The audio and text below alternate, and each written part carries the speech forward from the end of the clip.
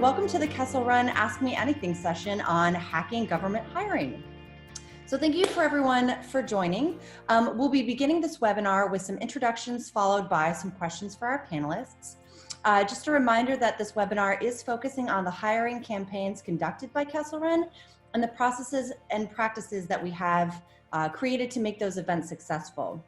Our panelists will be sharing how Detachment 12 was able to hack the government hiring process and recruit great talent. Also, quick reminder that this event will be recorded. So let's go ahead and get started with some introductions by our panelists. Jody, do you want to kick us off? I sure would. This is great. So good morning, everyone. My name is Jody Ising, and I am the engagement director here at Kessel Run. And my role in the hiring campaign was to kind of manage logistics on the day of and help kind of facilitate some events and some culture sharing events leading up to the event as well.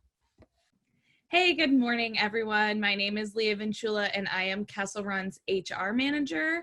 My biggest role in this hiring event was to facilitate all of the paperwork required to get candidates hired. So I communicated through our software that we will get into a little bit later with all the candidates once they were really close to the hiring event, and I have been working with them ever since to get all their paperwork done. We all know, everyone on this line knows the process of that, or at least a little bit. The paperwork that's required is a lot for federal hiring. So streamlining that was my biggest mountain to climb in this hiring event. And I will hand it over to Hannah Grise. All right, hi. I am Hannah Grise. I am Kessel Run's HR product manager. So what that means is that I am in charge of acquiring and maintaining all of our products used to maintain our employee life cycle. So this means from finding talent all the way to growing them and taking care of them throughout their entire tenure here at Kessel Run.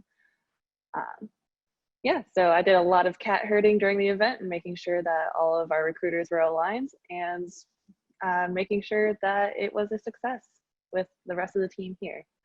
And with that, I'll kick it over to Hannah Hunt. Hi, my name is Hannah Hunt. I'm the Chief of Staff here at Kessel Run, or retiring Chief of Staff. In my role, I do a variety of things for the detachment operations, and my biggest part is a lot of our HR and manpower actions, and a big portion of this is kind of hacking our hiring processes. So glad to be here. I'm Kat Howard. I'm a designer for a product team here at Kessel Run. It's been a wonderful adventure to be an employee here. I had my own experience with onboarding and empathize a lot with the efforts that this team goes through to bring on great people. I'm a very happy employee, and I'm thrilled that we have this group of people together today to share out some of the practices that they use to not only make happy employees, but to really make government hiring a new and improved process and really exciting. So Hannah and Leah and Jody, thank you so much for being here. Thank you to all of our attendees who are here on the line with us. And we're gonna go ahead and get started with a couple of questions for our panelists. So to kick this off, can a few of you talk about what the strategy is for hiring candidates? Sure, I can kick us off. So the biggest strategy that we engage with when hiring candidates is ensuring that we are identifying people and recruiting people from the tech sector. So our big focus obviously is agile software development and building software products to support warfighters in their operations. And so we need people that have that skill set that then we can, work with, that want to come do a tour of service with the government.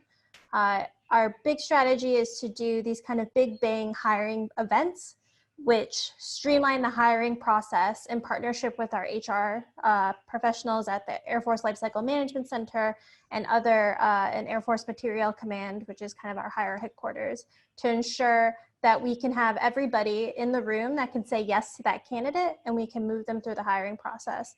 There's a significant amount of preparation to go through hiring events and a significant amount of time, but it's all to provide the candidate their federal hiring journey that is streamlined and focuses on them as a candidate. And I'll defer the rest to Hannah Grise. So another big part of our hiring strategy is making sure that employees have the best experience possible when going through the hiring event, our interviews.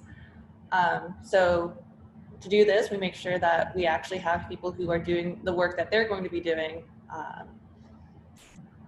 interview and really assess each of our candidates. And then we also use better software, better processes to make sure that the interview process goes as smoothly as possible. Yeah. Oops. Fabulous. If we can dig in a little bit deeper, can you talk a little bit? Oh, did you want to go ahead, Hannah, with more? No, I'm all set. Oh, okay. Let's dig a little deeper and talk a little bit about how you've structured these positions. Yeah, that's a great question. So we get this question a lot because I think we're one of the few organizations that's really hacked hiring.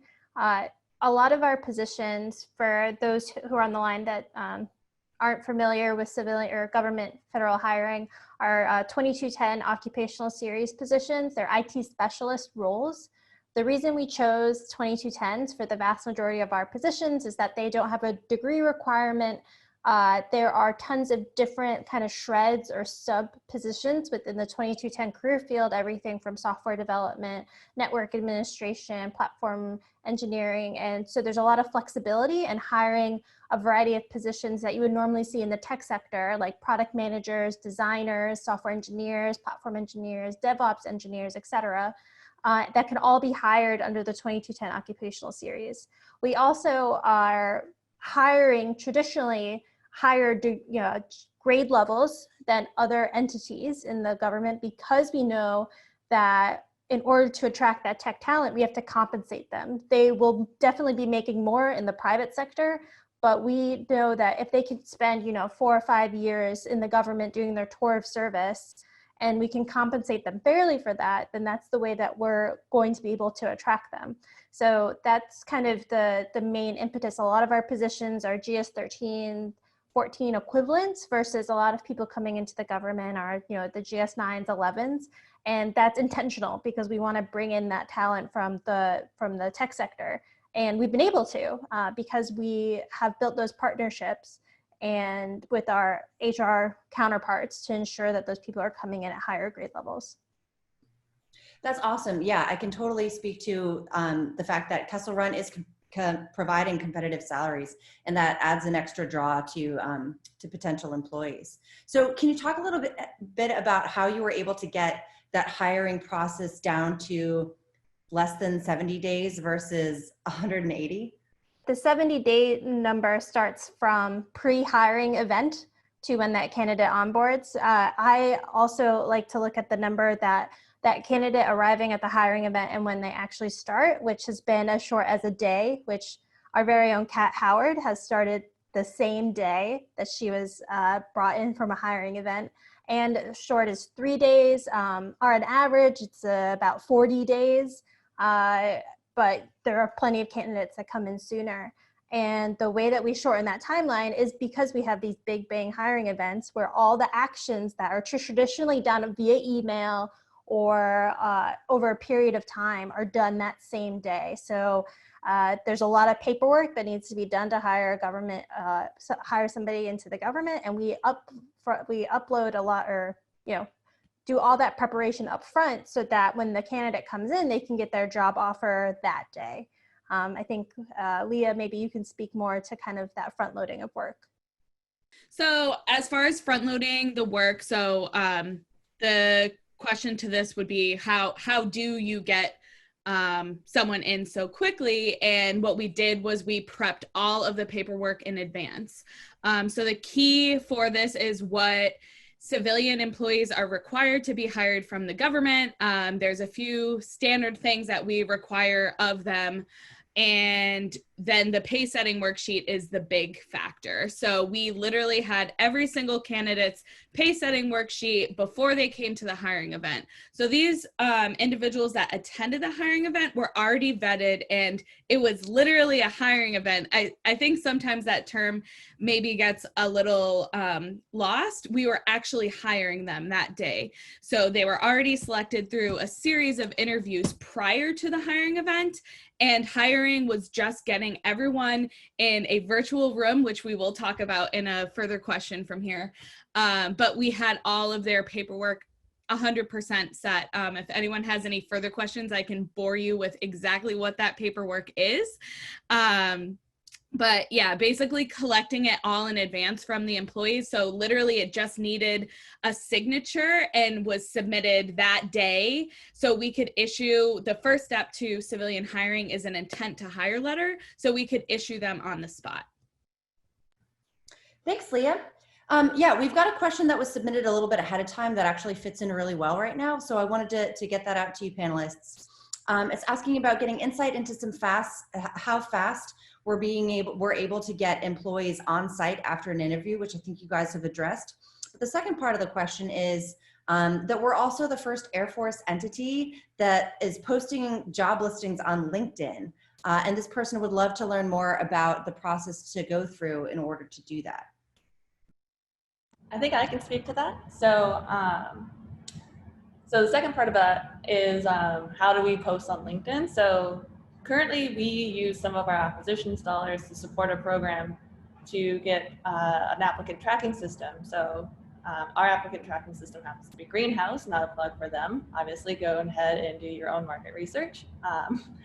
But Greenhouse offers several integrations with job boards, and this allows us to post on many free job boards, like after posting one job, which is pretty great.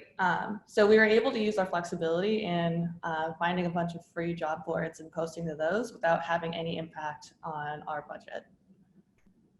I think I missed the second part of your question though. It's okay. Just learning a little bit more about the process to go through in order to do that. Yeah, so since we have a pretty agile contracting team, it's a type of contract vehicle that we have. So I go through a pretty fast process of doing market research, and then we have a fairly agile team of contract specialists and security specialists that vet our programs as well. And we have a pretty rigorous process through that.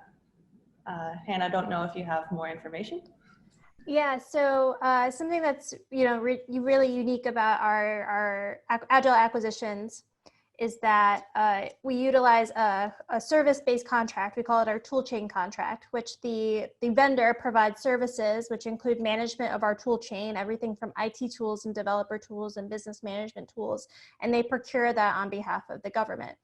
So when we're looking to utilize some business management tools or applicant tracking systems, we go through that vendor to procure that tool. So Hannah did extensive market research to identify a variety of applicant tracking systems and found that Greenhouse met our needs the most. And a feature on Greenhouse is that it allows you to post jobs on LinkedIn. So that's how we've been able to do it.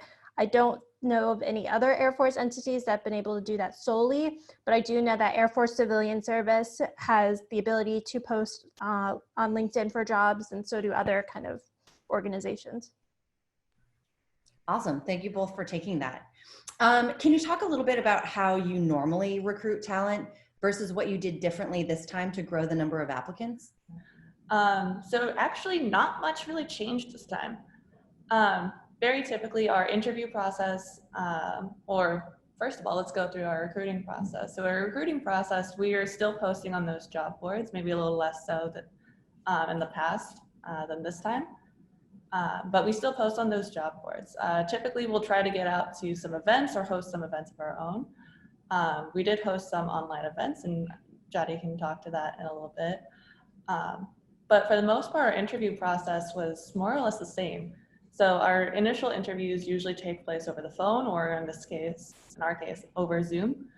From there, we'll typically invite people on site to do another practical interview. Of course, this wasn't very feasible during COVID, so we would have those interviews over Zoom, except we would do them more in a panel interview sort of context.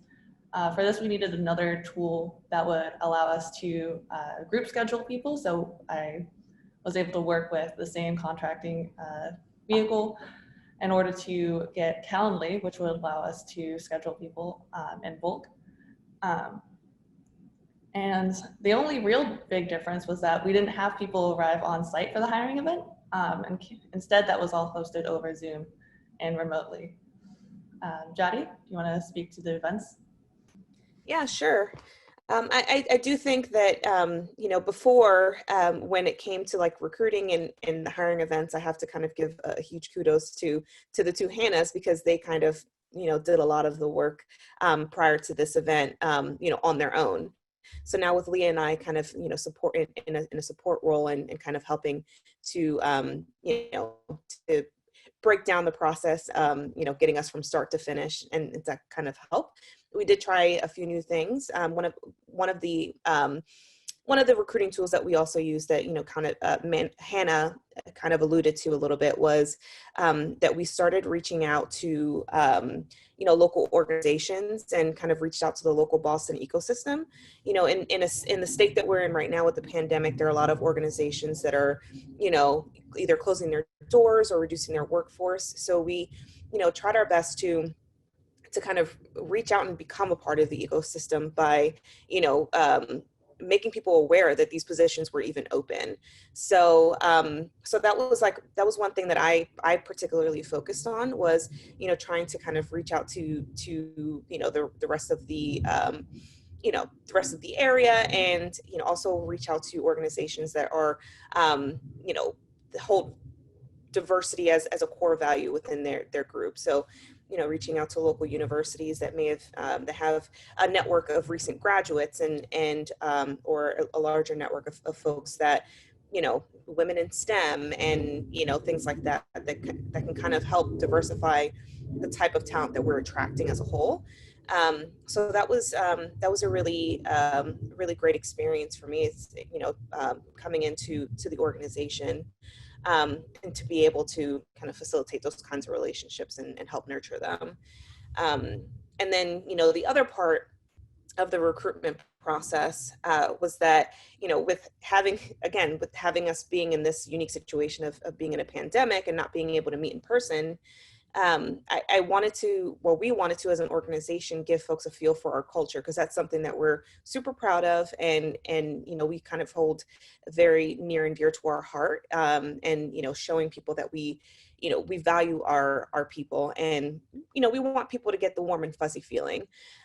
So you know, during that process, we hosted a few culture, you know, sharing, I guess, events where we had a panel just like this, and had potential candidates join us to kind of hear a little bit about our culture and be able to ask questions. And, you know, we even had a little bit of a mixer towards the end where we had breakout rooms with Kessel runners that people can, you know, kind of get to know and chat with each other. So I think that was a really good boost for folks to really get to know us in this unique culture that we're living in. For sure, hiring remotely and having all of those things in new formats is definitely a challenge, but also brings some exciting opportunities. Before we pivot back to some of the solutions that you guys came up with for recruiting and hiring during a pandemic, I wanted to get to a couple of questions from the audience here.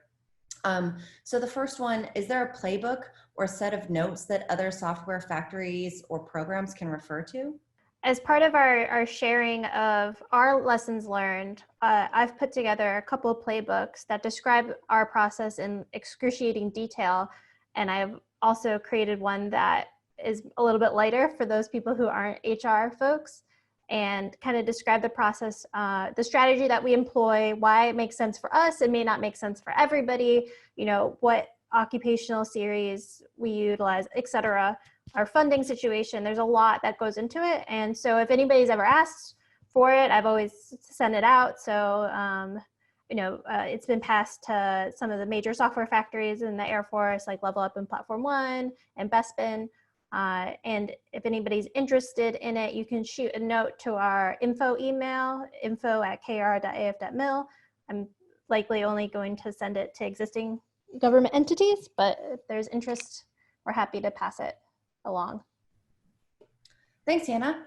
If anyone's interested in getting a standard set of position descriptions, is that something they should also reach out by email? Yeah, absolutely. So like I had mentioned earlier, we utilize the 2210 occupational series. There's standard classified position descriptions for 2210s within the Air Force Material Command. I'm sure it's similar to other MAGCOMs within the Air Force or other DoD entities. And we've also shared that with other groups that would be interested in using them. Awesome, thank you. So I wanted to pivot back a little bit to some virtual tactics for hiring. When you learned that the 4th hiring event was going to have to be conducted virtually, what were your initial thoughts? I can sum it up in my mind is, how are we going to do this? I feel like some of the other panelists will have a more thoughtful response, but the first thing that came to my mind was how. Yeah, so I'll take the other portion of that too. We've done 4 hiring events within Kessel Run. We kind of do twice a year. And this is the first one we've had to do virtually because of COVID. And we're normally there's a lot of rushing around and people physically come in to do their their negotiations and stuff. So it was a lot of logistical hurdles we had to overcome in order to make it more streamlined. But we were able to, like I said, work with our partners and utilize a variety of tools in order to make this a more virtual meeting, virtual event. But yeah, it was very daunting at first. We didn't necessarily know the best strategy, but we got a smart group of people here. So we figured it out along the way. That's awesome. Lots of challenges, lots of challenges there. And we're not the only ones dealing with that. We've got a couple of questions coming in that are a little bit more nitty gritty to some of the interview processes. So I thought before we continued, we could take a little bit of those. Looking at some of these, do you use a set of predetermined questions for these interviews that we're doing through Zoom? Or is that portion of the process a little bit more informal? I can grab that one. So I'll say that for each of our positions, we break them down into a couple of different buckets. So we have our software engineering team, we have our designer team, and we also have our product managers. There are also specific teams for cybersecurity and platform engineers. So we actually have a hiring lead who is a current Kessel runner, who is a practitioner in their field, who heads up each of those teams. They work with their teams to develop a sort of interview plan, which includes developing a set of interview questions tailored to each position that is currently up and each skill level that they're currently looking for. So in a way, yes, there are predetermined questions, but it also depends on what team is running the interview and what skill level we're hiring for at that point in time. Awesome, thanks. This is a little bit related to that. Can the government require candidates to submit a portfolio in advance? This is somewhat of an industry standard for designers, sometimes for developers, even occasionally product managers. So it depends. So to Hannah's point, we've built a really robust vetting process with multiple rounds of interviews, including kind of a technical interview that we dive in deeper for the variety of positions, product managers, designers, engineers, and have specific challenges or efforts that require, technical thinking into whatever the position might be. So we don't, my understanding is we don't require product designers to submit portfolios ahead of time, but we do technical interviews with them to understand their thought process when they're, assigned a scenario and they have to, build a product from that scenario. We, do reference checks as well to track an individual's, work. Awesome. Yeah, I think as those types of professionals are looking for opportunities, it's always good to have those portfolios on hand, should the people who are interviewing, ask to reference those. But these are all different types of things that are taking place in these hiring events. How did you prepare for these hiring events? Lots Leah or of long Johnny, weekends. or Hannah? No, go ahead, Leah. I can take that one. So this was super unique, as we've said multiple times, that it was 100% conducted over Zoom. So Jody was our absolute Zoom hero, and she made this beautiful whimsical board that I think that we can share that had this Zoom flow chart, and she can speak more to that if she wishes. But we do liaise with our next level. So for us, that's Life Cycle Management Center. And that's where like the HR functionals and the staffers are at. So we liaise with them, and we had multiple meetings leading up to the hiring event to prepare the organizational senior functionals. So those are the folks that can actually allocate the actual hiring. They can make the final step to offer the intent to hire letter. So we had multiple meetings with both of our teams. We set up these amazing whimsical boards and just kind of walked through it multiple times. And then thereafter, there's no perfect event, right? I think it went pretty dang smooth, but there's no such thing as perfect. So afterwards, we had a retrospective amongst our entire internal Kessel Run team. And then we had a lessons learned session with our LCMC counterparts. So anything that we can improve on as far as like streamlining communication or making sure we're not communicating multiple things across all the different moving pieces, we wrote all those down for next time. But I think that our preparation and just the constant meeting, and we also had a standing sync with our internal teams while they were doing the actual interviews with candidates really prior to the hiring event. I think that maintaining those relationships and communication were key. We also, I think this is a good time to talk about Platform One Mattermost.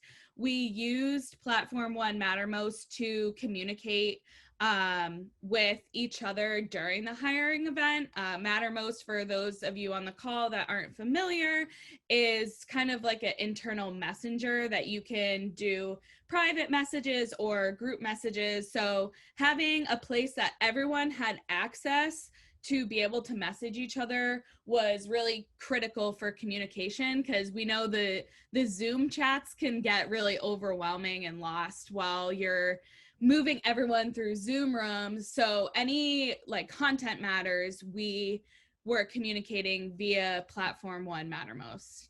So that was a really good preparation point for other folks to take. And Jody, if you want to speak a little bit about like the actual logistics of the Zoom breakout rooms. Yeah, and before I get into that, I do want to make or emphasize the point that Leah did a lot of work beforehand to make sure that we were ready to go and everyone had all the paperwork that they needed up front, including our partners and everyone involved. I think the communication across the board between our team and our and our partners, it went so smoothly because I think people, I would think that, there was more than enough or over communication, but that's exactly what this kind of event needed. Leah she killed it up front with all the paperwork. We worked some long nights, and, we collaborated a lot while we tried to figure out what exactly the flow looked like. We utilized Zoom breakout rooms as best we could, and there was a level of anxiety on my end, because you never want to accidentally kick someone off or move someone into a room where someone is having a confidential discussion and negotiating and all this stuff. So I'm sharing in the chat a link to our article that was written and it shows the wireframe that Leah was referencing. So throughout the event, you know, we kind of all lived, you know, Leah, myself, Hannah, and Hannah all kind of lived in the main room. And then we kind of designated each person, you know, to a specific room. So the hiring authority, the two hiring authorities would just sit in their breakout rooms.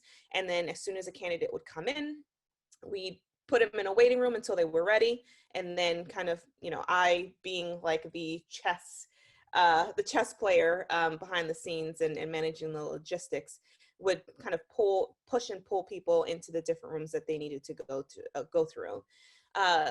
So, you know, that was, it was a lot of work. And again, you know, like Leah said, with the communication tool that we used, it worked out seamlessly because we had someone always paying attention to, you know, to the chat, and while also continuing the work that needed to be done. So from the candidate's point of view, what they saw was they joined us in the main room, and then they went into a waiting room where we had other Kessel runners kind of mixing and mingling and chatting, you know, and kind of, you know, giving them a sense of who we are, and, you know, just kind of mingling and getting to know them. Then they went directly into their room with the hiring authority to negotiate, and then into a post-interview room with another set of Kessel runners. And you know, we kind of, the liaison 3 and 4, if you're looking at the wire frame right now, you'll see that liaison 3 and 4 would kind of go between the HR room and the main room to make sure that HR had all the information that they needed and got, you know, clarity on packages and things like that. And then from there, the candidate would be moved from the waiting room to HR and then out. So it was there was a lot of juggling and making sure that, you know, people knew where they were, and, you know, collaborating with, you know, Kessel runners that were volunteering their time to kind of mix and mingle with these candidates. So logistically speaking, it was a nerve-wracking experience for me, because obviously you want to make sure that we give people the best experiences possible, but I think it went pretty smoothly. Sweet, thank you. Just a quick note to some of the attendees who might not be familiar with what Whimsical is. It's a web-based application that allows you to easily kind of create flow diagrams and anything that has branches out of ideas. It's a really powerful tool to map process flows and things like that. It's something on a par with a Lucid chart, if that's a program you're more familiar with. As somebody who has gone through the hiring process, albeit not remotely, I think it comes off as incredibly impressive to prospective candidates to see how smooth these operations are. And I think we've heard from the panelists today about all of the work that goes behind making that so smooth of an experience for an employee. It really does leave a very impressive impact. So I think it's great to hear what all actually goes into that to make it happen. Can we talk a little bit, we'll pivot a little bit to how other Air Force entities get buy-in from their leadership to start utilizing some of these processes? Yeah, so I think Leah and I can tag team this one, but the theme of our hiring has been partnerships and preparation. If you do not have partnerships with your hiring officials, you're going to be unable to really access the, the level of support that you'll need to make these successful. You know, we have an excellent partnership with LCMC and AFMC, Lifecycle Management Center and Air Force Material Command as we execute these hiring events. And again, this is our 4th one. So we've built a rapport with them to identify different mechanisms of hiring. Everything we do, all the policies and business rules that we do are within law and policy, direct hire authority, you know, being able to vet candidates the way that we do, and being able to offer incentives and other things to attract that talent are all within law and policy. So it's, instead of, excuse me, following the old way of doing things, we're taking what exists currently and using that versus just the old way of doing business. I think, yeah, go ahead, Leah, on the other stuff. So my response is in response to Lieutenant Colonel Heathcock's question, more specifically. So was there a pushback to bring on entry-level candidates at higher grades? I would say no. And our biggest reason for that, I think, is we had 7 times the amount of applicants for this hiring event. We had, 1,400 applications that we had to go through for 40 positions. So we had incredibly talented candidates. So we did not run into the issue where someone wasn't qualified enough once they got to the point of the hiring event. The issues that we kind of worked with LCMC was like what I said about the platform one mattermost, was kind of getting all on the same page and using a system that worked best for us. At Kessel Run, we use the G Suite, so like Google Drive, Gmail, G Calendar, whereas traditionally, probably most people on this call in external federal agencies work on Microsoft Teams, Microsoft Outlook, SharePoint. So just kind of syncing on the same page and using the same resources was really key. But that was really it. We have a fantastic partnership with the LCMC HR reps, and I think that they were fantastic advocates for expediting our hiring processes because we do it in these 2-day events like this. So yeah, let me know if that answers your question, sir, or let me know if you have a follow-up. Yeah, and one thing to add, so in this event, we had a huge amount of applications. In previous events, we have hired more entry-level folks. For the 2210 occupational series, the way that we've been able to hire people at GS-12 levels, for example, is that you only need 1 year of specialized experience in order to be hired as a GS-12 within the 2210 occupational series. And there's no degree requirement. So that's why we use 2210s. Like, there's maximum flexibility there. While we're kind of in this little bit of a niche, who would you say is our biggest competitors, or what would you say is the larger competition professionally and compensation wise?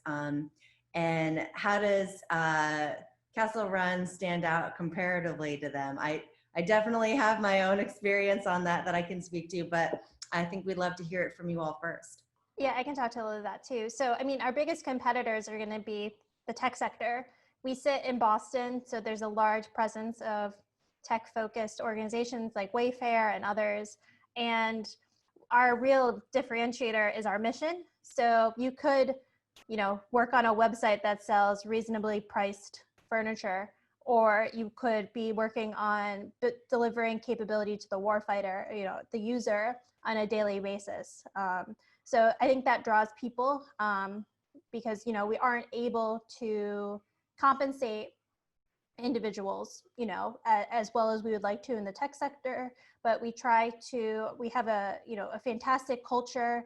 We are off a military installation. We're in downtown Boston, in the heart of the financial district, and we have a facility or a software environment that is like a startup culture, and open floor. Everybody's with whiteboards and things like that. Obviously, in COVID, a lot of us are working. The vast majority of us are working virtually, but we emphasize a strong culture of ideas over rank and continuous evolution, which really drive that emphasis on coming to work for Kessel Run.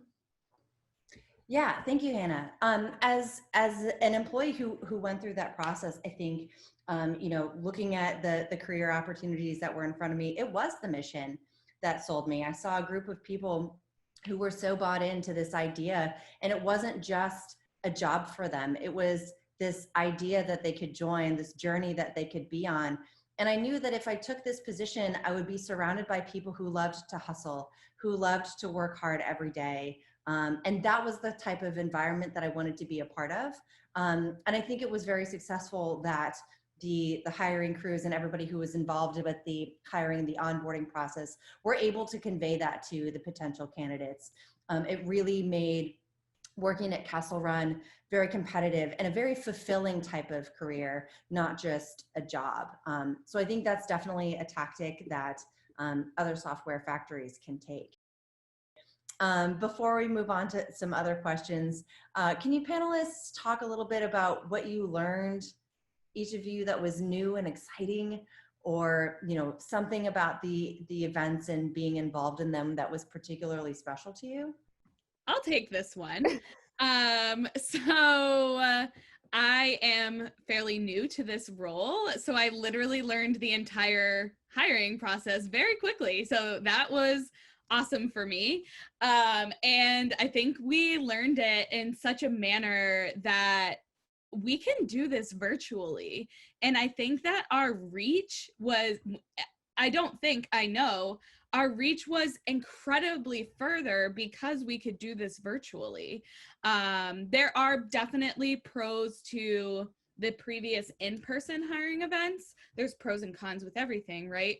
But I think that we really proved ourselves a win by performing this all virtually over Zoom, and just showing that, we can have everything prepped up in advance to get people in the door as fast as possible. And that's the goal, especially with the world's current environment right now. Some of the folks that we're hiring are really in dire need of being employed, and we're getting them in way faster than normal federal hiring timelines because of all this due diligence and front loading of information and rapid agile our agile hiring event. It just made everything so streamlined, and that was the focus those 2 days, and then some days before and after. But yeah, I am so excited that I got to learn the hiring process in this way, instead of a la carte, one person here and one person there. It's been a real delight to speak with all the candidates and all their really diverse backgrounds. What they're going to be bringing to the Kessel Run mission is so amazing, because there are candidates from all over the place with all different kinds of tech backgrounds that we're going to be using to our benefit to provide to the warfighter every day. So that was super exciting for me.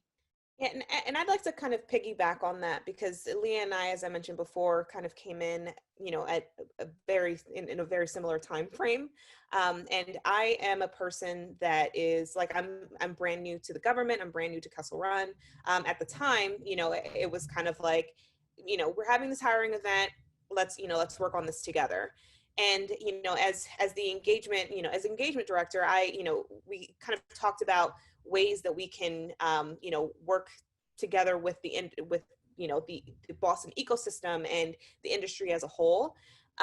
So one of the most exciting, I think, parts and one of the best things that I learned throughout this process is, one, I got to know my team, Kessel Run as a whole. And we got so much support and help from everyone. Like, everyone raised their hand to help when we were calling for people to volunteer to be in the waiting room to greet, our candidates. And we had a full calendar of people for both days that were willing to just spend their time talking to everyone. So I got to know my Kessel Run team as a whole, and it reconfirmed everything that I believe to be true about Kessel Run. And I also, was challenged and learning a whole new way of doing things, and experiencing what it was like for my own personal hiring process, and the difference of, what this new process looks like. So, so that was a really eye-opening experience for me. And the fact that I had the opportunity to reach out to organizations that are, in the area and help contribute, by, and I know it kind of lends itself to one of the questions that came in the question box, is that, we got the opportunity to actively and proactively reach out to folks that women, in the tech industry, and, in an industry where people don't feel like, women specifically, and people of color don't feel like they're represented as much as we would like to be. It was exciting for me to be able to say, hey, we have these job openings, and yes, you're qualified, and yes, we want you to apply. So that was, I don't know, I got the warm and fuzzies. I don't want to be cheesy and cliche about it, but that's definitely been my experience. Yeah, and I think for me, this was the first event that we promoted remote work. We've been really emphasizing you have to work in Boston. We are in Boston, kind of these really, clear boundaries of location. And this is the first time because of COVID that we said, let's see if we can find any candidates remotely that want to work remotely. And we ended up finding, half of the candidates that we hired are going to be fully remote in their locations that they currently live. So that enabled us to hire people from Silicon Valley, Atlanta, Austin, Chicago. And like, that's amazing that we can have that reach and like get those really awesome candidates in the room because we open the aperture more to attract that talent. Piggybacking a little bit on what Jadi mentioned with regard to women being recruited at Kessel Run, I think I have a personal experience where I had a bunch of female friends who saw me happy and thrilled with my job and wanted to know a little bit about what I did and why I was happy, and so learned a little bit about the organization.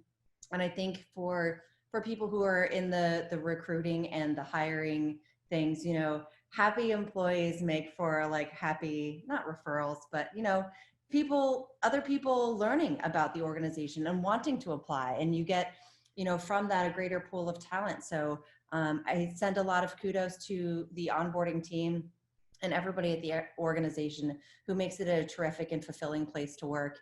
It makes people want to tell colleagues and other people about the type of opportunity, the type of growth that you can get working at Kessel Run. So it's kind of a two-pronged approach, both with the onboarding efforts, but also with employees who are really happy with their jobs and careers, also promoting the organization. I think we are pretty close to the end of our time. Is there anything further that our panelists would like to say, or any additional questions that people want to throw into the chat? Yeah, I want to respond to the question about, encouraging women to apply. So, that was a big focus for us this event. Hiring diversely in general was a big focus for this event. It's been a focus in other events, but we were very proactive and action oriented to make that move. I'll let Jadi talk about the specific recruitment efforts, but it's really, it's driven us to open the aperture and attract more candidates, which is why we were able to get 1,400 applications when previously we've done about 200 per event. So like being able to attract that top talent was we opened that kind of recruitment aperture. So one of my goals coming into the organization, 3-4 months ago, was to support in that effort. As I mentioned before, the tech industry is notoriously known for not being as diverse or not having as many women, involved, and in the military less so. So, we're in a unique situation where, we do have our constraints, and,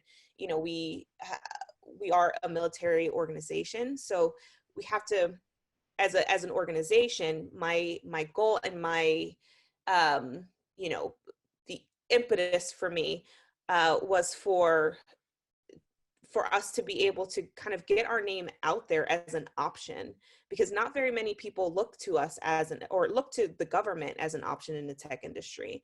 And so in a world where we're not as represented, we wanted to make sure that we were kind of a presence to say, we want to hire more diversity, because we need all of these, all of the diverse voices that are out there. And so what I did was, reached out to organizations, like I said before, that, whether it be, like organizations that are traditionally Latina, or organizations that are traditionally, Black, or, Black Girls Who Code, and organizations like that, they have a wide net of, or wide network of people that that could be interested in a position like this with our mission. I think it's a pretty good one. So I made it a point to reach out to these organizations and kind of present ourselves as an option.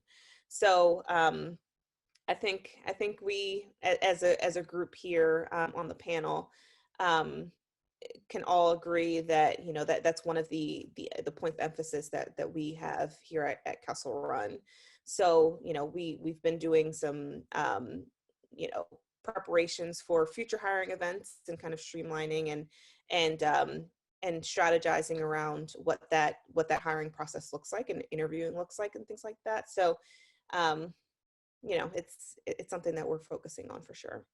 All right. So we did see another question in the box that we have about 2 minutes, and I just wanted to answer it really quickly about how did you get hire full remote? So the first and foremost key is to get those position descriptions, or the PRDs, classified to include that they can be telework eligible.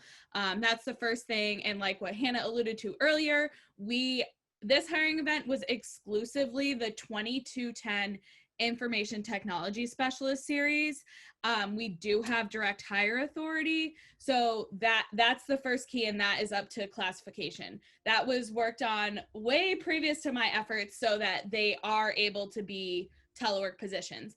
For the actual hiring event, it was discussed in the prior interviews if the person wanted to be remote, and that fit in with the mission of the actual position / team. Sometimes it did, sometimes it didn't.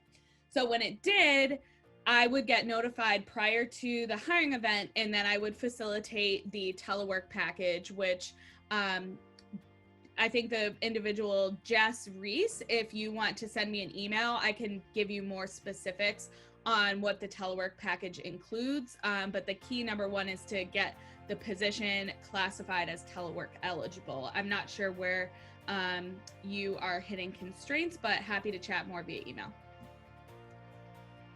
Awesome. Thank you, Leah. And thank you to all the panelists and the attendees that we've had who've joined us today. It is 10:59, so we're coming up on our time. If you have questions for us, please feel free to shoot us an email at info@kr.af.mil. And we'll be sending an email to participants following up on this with a link to the recording of our chat, and we'll be posting it on YouTube as well. So thank you again to everybody who came, and we wish you the best of luck. We're here to talk about our strategies and share them with you, and have a wonderful rest of your Thursday.